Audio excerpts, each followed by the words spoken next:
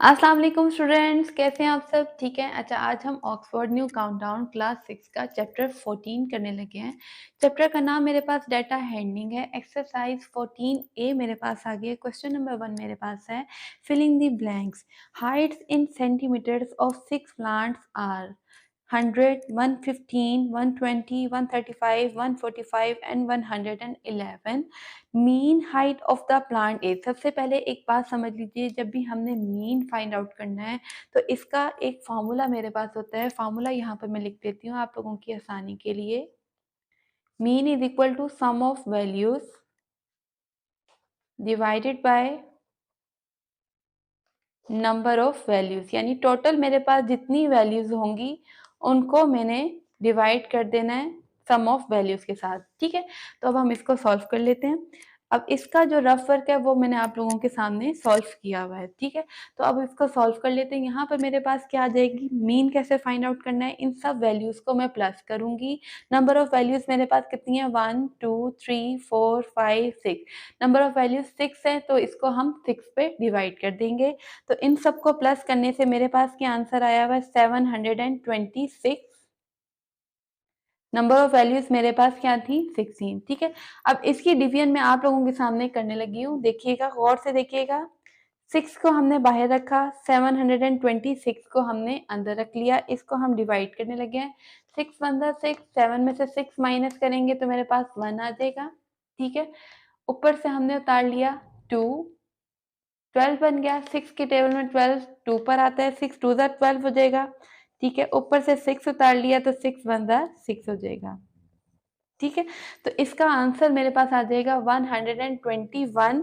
और चूंकि हाइट मेरे पास सेंटीमीटर्स में थी तो हमने आंसर जो है वो सेंटीमीटर में देना है, तो मेरे पास आंसर आ गया 121 सेंटीमीटर।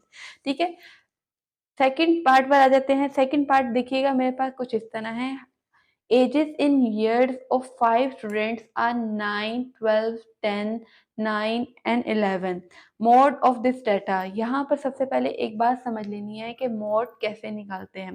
मोड हमारे पास क्या कौन सी वैल्यू होती है, जो मोस्ट फ्रीक्वेंट होती है, जो बार बार रिपीट हो रही होती है या सबसे ज़्यादा रिपीट हो रही होती है, वो हमारी मोड वैल्यू होती है। ठीक है, तो यहाँ पर मेरे पास डेटा दिया हुआ 9, 12, 10, 9 एंड 11।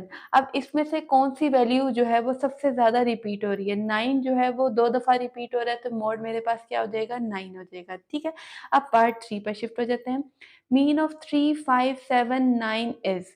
इसका मीन फाइंड आउट करना है। फार्मूला मेरे पास वही है, sum of values divided by number of values. Sum of values हमने निकाल लिया, 3 + 5 + 7 + 9 divided by number of values मेरे पास कितनी थी, 1 2 3 4। 4 पर हमने डिवाइड कर लिया। ठीक है, अब इसको प्लस कर लेते हैं। इसको प्लस करने से मेरे पास आ गया 24, और 4 के टेबल में 24 मेरे पास आता है। 4 1 ज़ा 4 एंड 4 6 ज़ा 24। तो मेरे पास मीन क्या आ गया, 6। ब्लैंक आ गई है। फोर्थ ब्लैंक देखिएगा, मेरे पास कुछ इस तरह है। Median of 13 15 17 14 10 is. अब मीडियन फाइंड आउट करने का फॉर्मूला क्या है, सबसे पहले हमने क्या कर देना है, अपने डाटा को अरेंज कर देना है। ठीक है, तो हम अपने डाटा को अरेंज कर देते हैं। सबसे स्मॉलेस्ट वैल्यू मेरे पास क्या है, 10 है, उसको पहले लिख लिया। उसके बाद नेक्स्ट वैल्यू मेरे पास आ रही है 13, उसके बाद आ रही है 14, 14 के बाद 15 और 17। ठीक है, जब हमने सबसे पहले अपने डाटा को अरेंज कर लेना है, फिर उसके बाद उसका फार्मूला क्या है कि यहाँ पर जो हमारे पास मिडल वैल्यू आ रही होगी वो हमारा मीडियन होगा। ठीक है, तो मिडल वैल्यू मेरे पास क्या आ रही है, 14 आ रही है, तो मीडियन मेरे पास क्या हो गया, 14 हो गया। ठीक है, तो मैं यहाँ पर लिख दूंगी median of this data is 14। ठीक है, फिफ्थ ब्लैंक पर आ जाते हैं। फिफ्थ ब्लैंक मेरे पास है, मोड ऑफ 1 2। देखो 2 2 टाइम्स रिपीट हो रहा है, फिर 6 है, फिर 8 है, फिर एक और टाइम यहाँ पर रिपीट हो गया 2, यानी 2 3 टाइम्स रिपीट हो रहा है, फिर 9 है। ठीक है, तो यहाँ पर मेरे पास most frequent value which is mode हमारे पास क्या है, 2। तो हम यहाँ पर लिख देंगे, फिफ्थ ब्लैंक का आंसर हो जाएगा 2 हो जाएगा। ठीक है, अब सेकंड हमारे पास आ जाता है, state whether the following are true और फॉल्स। यहाँ पर मेरे पास ट्रू फॉल्स आ गई हैं, गौर से देखिएगा। Mean is a sum of all values given in a set of data. क्या मीन जो है वो उन वैल्यूज का सम होता है जो हमें डाटा में दी जाती है? नहीं, बिल्कुल भी नहीं, क्योंकि हमने उसको डिवाइड करना होता है, नंबर ऑफ वैल्यूज के साथ भी डिवाइड करना होता है। सम ऑफ वैल्यूज तो होती हैं, लेकिन हम उसको नंबर ऑफ वैल्यूज से भी डिवाइड करते हैं। उसका फॉर्मूला बेसिकली ये है। तो ये हमारे पास क्या हो जाएगी? फॉल्स हो जाएगी। ठीक है, सेकंड ट्रू फॉल्स पर आ जाते हैं। Median is the sum of the greatest and least value in a given set of data. क्या मीडियन जो है वो सम है किस चीज का? ग्रेटेस्ट और लीस्ट वैल्यू का? नहीं, बिल्कुल भी ऐसा नहीं है, क्योंकि हम मीडियन में क्या करते हैं? सबसे पहले डाटा को अपना अरेंज करते हैं, ठीक है, फिर जो दरमियान वाली जो वैल्यू होती है, मिडल वैल्यू होती है, वो हमारी मीडियन होती है। तो ये ब्लैंक भी हमारे पास क्या हो जाएगी? फॉल्स हो जाएगी। ठीक है, थर्ड पर आ जाते हैं। थर्ड मेरे पास है, if the values of a set of data is even its median can not be found.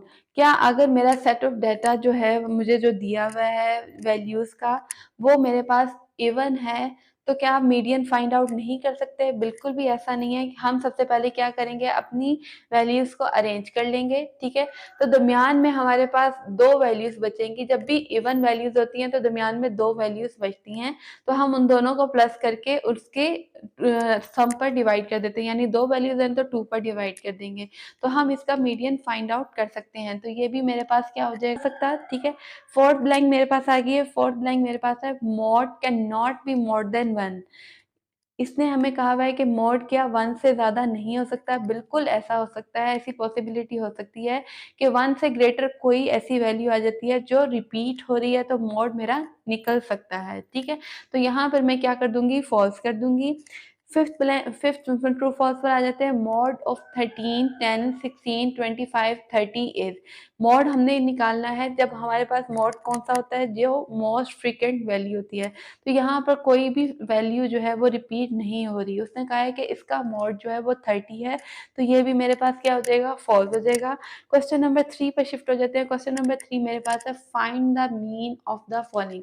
Mean का फॉर्मूला वही है हमारे पास, sum of values divided by number of values. यहाँ पर हम फाइंड आउट कर लेते हैं। सबसे पहले फर्स्ट मेरे पास है 135, 270, 186, 309 एंड 320। इसका हमने मीन फाइंड आउट करना है, तो हम क्या कर देंगे? सबसे पहले इन सबको प्लस कर देंगे। डिवाइड हमने किससे करना है? 1, 2, 3, 4, 5। 5 वैल्यूज हैं तो 5 से हमने डिवाइड कर दिया। इन सबको प्लस करने से मेरे पास आ रहा था 1220। 5 पर हमने डिवाइड करना है। डिवाइड करना आप लोगों के सामने शो कर रही हूँ। ठीक है, क्योंकि कैलकुलेटर तो आप लोगों को अलाउ नहीं होगा, तो आपको डिवीजन भी आनी चाहिए। ठीक है, 5 को हमने बाहर लिख लिया और 1220 को अंदर लिख लिया। ठीक है, 5 के टेबल में 12 से कम मेरे पास आ जाता है 5 2 10। 2 में से 0 माइनस किया, 2 आ गया, ऊपर से मैंने उतार लिया 2। 5 4 20। 2 माइनस 0 2 हो गया, ऊपर से मैंने उतार लिया एक और 0। तो ये आंसर मेरे पास आ जाएगा 244। ठीक है, तो यही मेरा मीन है। नेक्स्ट पार्ट पर आ जाते हैं। सेकंड पार्ट मेरे पास है 7.36, 9.12, 6.01, 0.99, 8.31।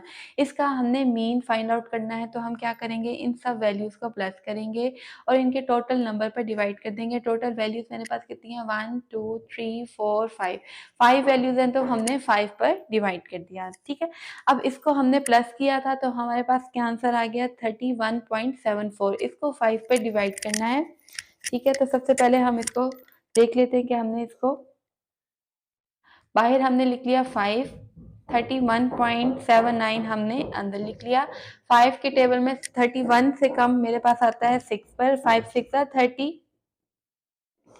1 में से 0 माइनस करते हैं तो 1 आ जाता है। ठीक है, ये वाला डेसिमल जो है वो आपने एज इट इज ऊपर लगा देना है। ठीक है, अब 7, 5 के टेबल में 1 तो छोटा हो जाएगा, 7 उतार लिया हमने ऊपर।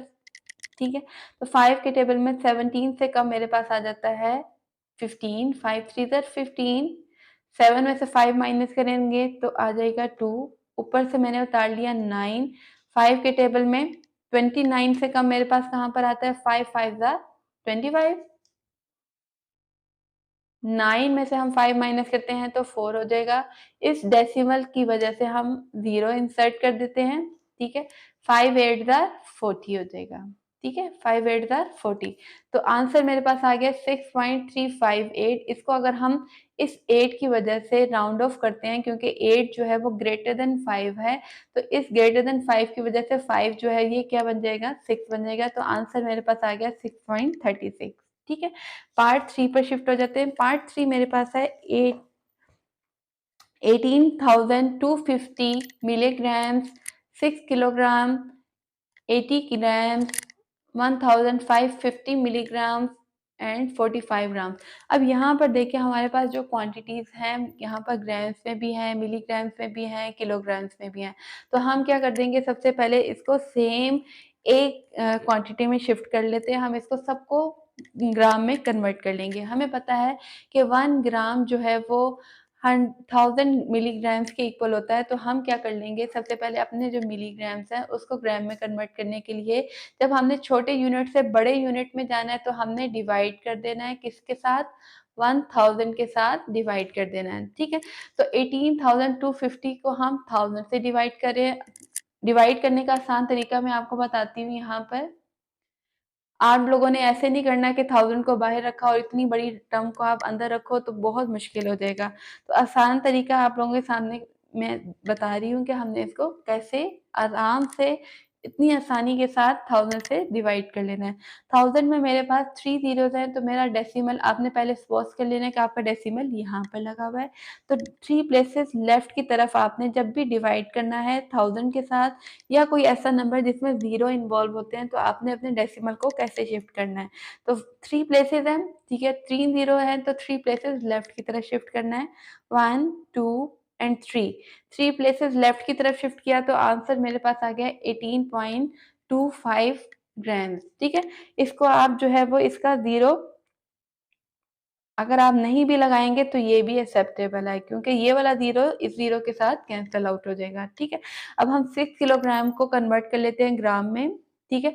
1 किलोग्राम में मुझे पता है किसके इक्वल होता है, 1000 ग्राम के इक्वल होता है, तो हम इसको कन्वर्ट कर लेंगे। 6 किलोग्राम किसके इक्वल होगा, 6 को हमने मल्टीप्लाई कर देना। अब हमने ग्राम से किलोग्राम में जाना है, तो हम मल्टीप्लाई करेंगे किसके साथ, 1000 के साथ मल्टीप्लाई करेंगे। तो 6 को हमने 1000 ग्राम से मल्टीप्लाई किया तो मेरे पास आ गया 6000 ग्राम, ठीक है। अब मैंने 6 किलोग्राम को भी कन्वर्ट कर लिया। 80 ग्राम को मुझे कन्वर्ट करने की ज़रूरत नहीं है, क्योंकि ये ऑलरेडी ग्राम में है। अब 1550 मिलीग्राम को हमने कन्वर्ट करना है ग्राम में, ठीक है। अब हमें पता है कि 1 ग्राम किसके इक्वल होता है, 1000 मिलीग्राम्स के। अब मिलीग्राम से मुझे ग्राम्स में जाना है, तो मैं क्या कर दूँगी, डिवाइड कर दूँगी 1000 के साथ, ठीक है। तो 1550 को हम 1000 से डिवाइड करेंगे तो ये वाला 0 0 से कैंसल आउट हो जाएगा। 155 को अब हम 100 से डिवाइड कर रहे हैं। 100 में 2 ज़ीरोज़ हैं, तो डेसिमल हमारा 2 प्लेसेस लेफ्ट की तरफ शिफ्ट हो जाएगा, तो आंसर मेरे पास आ जाएगा 1.55 ग्राम, ठीक है। अब ये मैंने इसको भी कन्वर्ट कर दिया, 1550 मिलीग्राम को भी कन्वर्ट कर दिया। 45 ग्राम मेरा ऑलरेडी ग्राम में कन्वर्टेड है, ठीक है। तो हम इन सब वैल्यूज़ को ग्राम्स में कन्वर्ट कर चुके हैं। जो वैल्यूज़ हमने कन्वर्ट की हैं ग्राम में, उन्हीं को हम प्लस करेंगे और उनके टोटल नंबर पर डिवाइड करेंगे। चलें आज फिर मीन फाइंड आउट करते हैं। Mean is equal to 18.250। अब इस 0 को इग्नोर भी कर सकते हैं। Plus 6000 plus 80 plus 1.55 plus 45 divided by number of values मेरे पास है 1 2 3 4 5। 5 पर डिवाइड किया, इन सबको प्लस करने से मेरे पास आ रहा था 5। इन सबको प्लस करने से मेरे पास आ गया 6000 144.8 डिवाइडेड बाय हमने क्या कर दिया 5 के साथ। अब इसको 5 से हम डिवाइड करेंगे, तो कैसे डिवाइड करना है, डिवीजन जो है वो आप लोगों के सामने करूंगी ताकि आप आराम से इसको डिवाइड कर सकें। 5 को हमने रखना है बाहर, 6144.8 को मैंने रख लिया अपनी डिवीजन के अंदर। 5 के टेबल में 6 से कम मेरे पास 5 भी आता है। 5 अंदर 5, 6 में से 5 माइनस किया 1 आ गया, ऊपर से उतार लिया 1। 5 के टेबल में 11 से कम 2 पर आता है, 5 2 ज़ा 10, 1 माइनस 0 1 आ गया, ठीक है। ऊपर से उतार लिया 4, 5 2 ज़ा 10 हो जाएगा। अगेन 4 आ रहा है, ऊपर से 4 उतार लिया, 5 8 ज़ा 40, 40 आ गया, ठीक है। तो हम दोबारा उसको माइनस करेंगे तो अगेन 4 आएगा, फिर आपने 8 ऊपर से उतार लेना और डेसिमल की जगह पर डेसिमल इंसर्ट कर देना है, ठीक है। तो अब हम इसको सॉल्व कर लेंगे तो मेरे पास इस सबको डिवीजन करने से मेरे पास आंसर आ जाएगा 1228.96 ग्राम्स। पॉइंट से पहले वाली टर्म मैंने आप लोगों को निकाल के बता दी है, बाकी टर्म्स जो है वो आप आराम से निकाल लेंगे, ठीक है। अब फोर्थ पार्ट पर शिफ्ट हो जाते हैं। फोर्थ पार्ट देखिएगा मेरे पास कुछ इस तरह है। First 7 negative integers, first 7 negative integers कौन कौन से होते हैं, यहाँ पर मेरे पास इंटीजर्स कौन कौन से हैं। फर्स्ट 7 फोर्थ पार्ट मेरे पास आ गया फर्स्ट 7 नेगेटिव इंटीजर्स। यहाँ पर हमारे पास सिर्फ और सिर्फ हमने नेगेटिव इंटीजर्स लेनी है, वो भी हमने 7 तक लेने हैं। तो मेरे पास नेगेटिव इंटीजर्स कौन कौन से आ जाएंगे, -1, -2, -3, -4, -5, -6 एंड -7। अब हमने इनका मीन फाइंड आउट करना है, तो इन सारी वैल्यूज को हम प्लस करेंगे। माइनस है तो आपने ब्रैकेट लगा लेनी है ताकि आपको मुश्किल ना हो। डिवाइड करना है मैंने इनकी टोटल नंबर पर, टोटल नंबर मेरे पास कितने था, 7 था, ठीक है। तो इनको आपने प्लस करने के बाद कुछ इस तरह की फॉर्म आएगी, -1 plus minus minus -2 -3 -4 -5 -6 and -7 divided by 7, ठीक है। अब इसको आपने क्या करना है, देखो सारे माइनस हैं, सारे टोटल माइनस है, तो हम क्या करेंगे, इन सबको प्लस कर देंगे और साइन माइनस का लगा देंगे, ठीक है। तो इन सबको प्लस करते हैं, 2 + 1 3, 3 + 3 6, 6 + 4 10, 10 + 5 15, 15 + 6 21, 21 + 7 मेरे पास क्या हो जाएगा, 28 हो जाएगा। डिवाइड कर देना हमने 7 के साथ, 7 1 ज़ा 7 एंड 7 4 ज़ा 28, तो -4 मेरा इस पार्ट का आंसर आ गया। पार्ट 5 पर शिफ्ट हो जाते हैं। पार्ट 5 मेरे पास है प्राइम नंबर्स बिटवीन 10 एंड 25। 10 और 25 के दरमियान हमने प्राइम नंबर्स लेने हैं। प्राइम नंबर सबसे पहले समझ लीजिए कि प्राइम नंबर्स होती क्या है। प्राइम नंबर्स वो होते हैं जो सिर्फ 1 पर और अपने टेबल पर डिविजिबल होते हैं, जिनके सिर्फ 2 फैक्टर्स ही बन सकते हैं, एक वो खुद होते हैं और एक 1 होता है, ठीक है। तो यहाँ पर मेरे पास क्या हो जाएंगे, 10 और 25 के दरमियान कौन से ऐसे प्राइम नंबर्स हैं जो सिर्फ अपने टेबल पर और 1 पर डिविजिबल होते हैं। तो 11 मेरे पास प्राइम नंबर है, 13 प्राइम नंबर है, 12 प्राइम नंबर नहीं है, कंपोजिट नंबर है, 14 भी कंपोजिट नंबर है, 15 भी कंपोजिट नंबर है, 16 भी कंपोजिट नंबर है, 17 प्राइम नंबर है, 18 कंपोजिट नंबर है, 19 प्राइम नंबर है, 20 21 22 ये सारे मेरे पास कंपोजिट नंबर है, 23 यहाँ पर प्राइम नंबर है। तो यहाँ पर मेरे पास आ जाएगा मीन। कैसे निकाला हमने, इन सबको प्लस करके 5 पर डिवाइड करना है। इन सबको प्लस किया तो मेरे पास आ गया 83। अब इसको हम 5 पर डिवाइड कर लेते हैं। 5 को हमने बाहर रखा, 83 को हमने अंदर रखा, 5 1 ज़ा 5, 8 में से 5 माइनस किया 3 आ गया, ऊपर से उतार लिया 3, 5 के टेबल में 33 से कम, 5 6 ज़ा 30 हो जाता है, 3 माइनस 0 3 आ गया, पॉइंट लगा, 0 लग गया, 5 6 ज़ा 30 हो जाएगा, ठीक है। तो आंसर मेरे पास आ जाएगा 16.6, यही मेरा आंसर है इस पार्ट का, ठीक है। 6 पार्ट पर शिफ्ट हो जाते हैं। 6 पार्ट है द फर्स्ट 7 परफेक्ट स्क्वायर। सबसे पहले हमने 7 नंबर्स लिख लेने हैं, 1 2 3 4 5 6 7, ठीक है। 7 हमने नंबर्स लिख लिए। अब इनके परफेक्ट स्क्वायर्स भी चाहिए, तो हम इनके स्क्वायर्स फाइंड आउट कर लेते हैं। 1 स्क्वायर मेरे पास हो जाएगा 1, 2 स्क्वायर मेरे पास हो जाएगा 4, 3 स्क्वायर मेरे पास हो जाएगा 9, 4 स्क्वायर मेरे पास हो जाएगा 16। अच्छा, यहाँ पर एक बच्चे कुछ गलती कर देते हैं कि यहाँ पर वो 3 को इसकी पावर से मल्टीप्लाई कर देते हैं, तो आंसर गलत हो जाता है। आपने 3 स्क्वायर का मतलब है कि 3 को 2 टाइम्स मल्टीप्लाई करना है, तो 9 आ गया। 4 स्क्वायर मेरे पास हो गया 16, 5 5 ज़ा 25 हो गया, 6 6 ज़ा 36 एंड 7 7 ज़ा 49 हो गया। इन सबको प्लस करके हमने 7 पे डिवाइड करना है, क्योंकि 7 वैल्यूज है। सबको प्लस करने से मेरे पास आ रहा था 140, उसको हम 7 से डिवाइड करते हैं, तो बहुत आसान है, इसको ऐसे डिवाइड कर लेते हैं। 7 1 ज़ा 7, 7 2 ज़ा 14 एंड 7 0 ज़ा 0। तो यही मेरा इस पार्ट का आंसर है।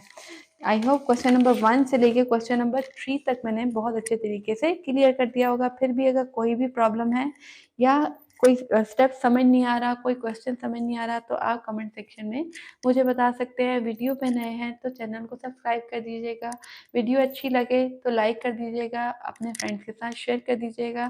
चलिए, अपना बहुत सा ख्याल रखिएगा और दुआओं में याद रखिएगा। Stay connected and keep watching. अल्लाह हाफ़िज़।